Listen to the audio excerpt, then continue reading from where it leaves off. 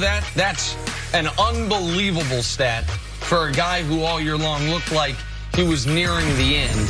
Rejuvenated in the playoffs. Yeah, every once in a while I get a rent a stat guy. Same game. James Harden could barely see the rim, but it didn't stop him from putting Andre Iguodala this time on skates before knocking down the tray. Well, Harden was playing really poorly before the eye injury. It was briefly at the beginning of the first quarter. Yes. Once he came back from the eye injury, he was playing great. He was attacking when necessary. Played a little more under control. Absolutely. Less Just wasn't the enough. better. Celtics Bucks. Jaylen Brown driving to the bucket, sees Giannis, goes 180 for the circus layup. When he first took off, I said he get ready to punch on Giannis again because he dunked on him in game number 1. Giannis got up so high, though, he had to change it up. Great shot by Jaylen Brown. This was when this was still a game, and Yes. then the avalanche came. Same game, Giannis throwing down the emphatic dunk after muscling through Jason Tatum. This also was early on when it was still a basketball game. Giannis was trying to play through contact more last night. It was a key to the Bucks. Yeah, and he read their defense a lot better. Read where the double team was coming from. Here, decides to go to his left hand because the double team was off to the right-hand side. Better decision-making than he did in game number 1. Tough night for Jason Tatum. All right, sticking with the series, this one might have come down to Giannis and Kyrie. If you'll recall, remember, Giannis said he'd make 0 adjustments after a terrible Game 1 loss, and that move paid off. The Greek Freak returned to his MVP form after a slow start to the game, pouring in a game-high 29 points, 10 rebounds, while Kyrie Irving had a night to forget, finishing with just 9 points on 4 of 18 shooting from the field. Bucks win 123-102. That series now even at a game apiece. Here's Giannis after the win. Lost game 1. The points don't matter, but at the end of the day, you got to come out and, win game 2. You get back on track, and that's what we did tonight. That's how we've been inspiring all season long. That's what's great about this team. There's no extra burden. This is what I signed up for. This is what Boston traded for me for. So being able to go back, get back in the trenches, get ready for, another battle on Friday.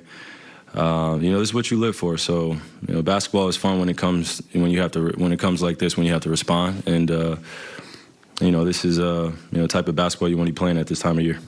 All right, CeCe, a lot of storylines in this one. What, though, was the actual key to Giannis and the Bucks bouncing back in this game? Giannis said before the game they weren't going to make any adjustments, but it's impossible to not make some adjustments. Even if they say, you know what, we're going to get back to how we won 60 games. Well, that would be an adjustment. They played at a faster pace. Giannis went to the rim before the defense of the Celtics could get set up, and they relied on Chris Middleton to be able to get the game going.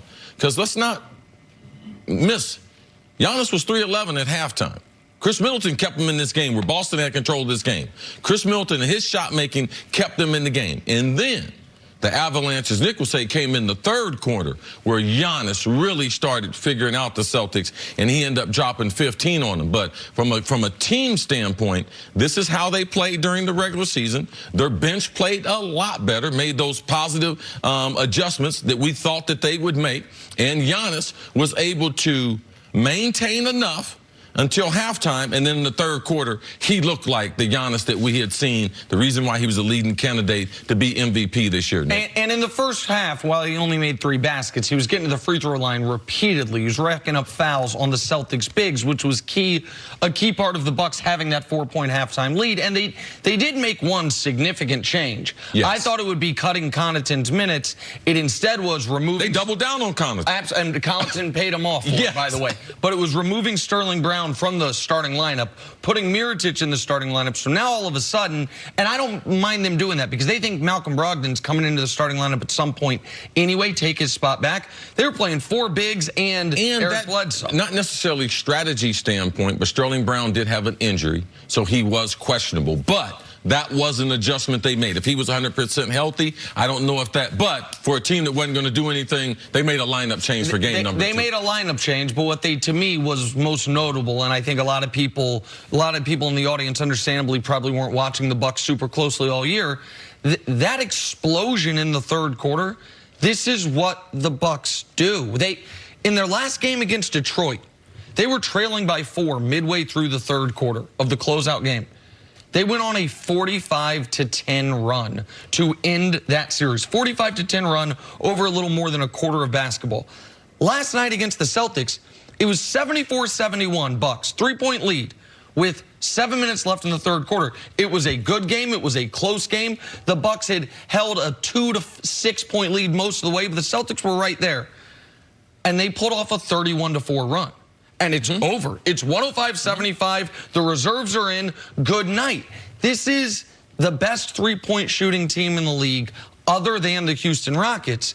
And when you shoot that volume of threes, you play that level of defense, and your best player isn't one of the reasons you shoot threes. He's one of the only guys now in this series he's shot some, but throughout the regular season he wasn't shooting threes. Absolutely. They can beat you so many different ways, and where I will give Giannis a ton of credit is he had, in that first half, it felt like 4 could have been and ones and they rolled out. He didn't get frustrated. Yes, he very aggressive. Kept attacking, and so that's how you shoot 18 free throws. A guy who I think shot the second most free throws in the league this year, or third most, Harden, Embiid, Giannis, he kept attacking, and that is what kept the Bucks in the game before the avalanche hit. How much of this, though, was the Bucks figuring it out, Giannis going back to his regular season form, and how much of it is that the Celtics just collapsed in the third quarter and Kyrie could not get anything going? Well, they couldn't make shots. But to say that Boston struggled offensively and you're surprised, man, like, well, you haven't been watching them play. Because they're going to struggle offensively sometime. We knew that the desperation in Milwaukee, we knew that you don't win 60 games and get to the second game, home court advantage, and decide, you know something, we're just going to allow this to happen. No, they were in a desperate situation. Boston was in control of the game for the first quarter and a half. Yep. But Milwaukee did make adjustments. I think the Mirotic, that substitution right there, what did it do? Because in game one, what were they successful at? Defending Giannis at the rim. Mirotic in the game at the three-point line, you can't have that extra body. He removed, so Giannis had more space. Middleton had more space, and their role players played better. So this is what you expect from the team, and they must win. They got the best record in the NBA. They had to win. I would have been more shocked if this was a close game because of the level of desperation that the Bucks were facing. All right, so and people are going to talk about Kyrie, and I understand the numbers are worst percentage shooting of his career in a playoff game. The only game that statistically was worse was a game where he got hurt early and had to leave early. So people will call this the worst playoff game of Kyrie's career, and they're probably right. But they shouldn't overreact to it. But you also understand why it happened. The reason you shouldn't overreact is Kyrie has, because of the style of play, because he takes such difficult shots, contested fadeaway jumpers, about once a series against the Pacers, he had a 4 of 13. In his last playoff series with the Cavs, he had an 8 of 23. In the series before that, he had a 4 of 11. Kyrie, about once a series, has a really tough night. That's, given the way he plays, it's not shocking. And he's still, despite that, he's a great, great player. What's concerning for Boston is this. Milwaukee switched way more in this game than they did in game one. And what they saw was Kyrie, when he was up against bigger defenders, so when he was up against anyone other than George Hill or the other guard whose name I'm forgetting at the moment, Bledsoe, apologies. Hill or Bledsoe, he was 0 for 9. Whether it was Mirotic, whether it was Giannis, whether he got switched out even on Brook Lopez, he could not make a shot when the bigger defender was on him. Milwaukee's going to do that again in game 3 now. They will switch everything with Kyrie, even if it means a bigger defender gets on him, because that appeared last night to be an advantage. Kyrie's got to make the adjustment of not take those contested jump shots, and when you have the bigger guy on you, go to the basket as one of the best finishers we've ever seen. Well, one of the problems was the physicality of the playoffs and Milwaukee's length at the rim. He's having a hard time finishing over them. He had a couple spectacular finishes in game number 1. But in game number 2, that's the reason why he had to settle for those jump shots, because the overall size that the Bucks have there. All right, we got to take a break. Coming up, is the offseason already in shambles for LeBron and the Lakers? Haven't talked about them in a while. We will next on it.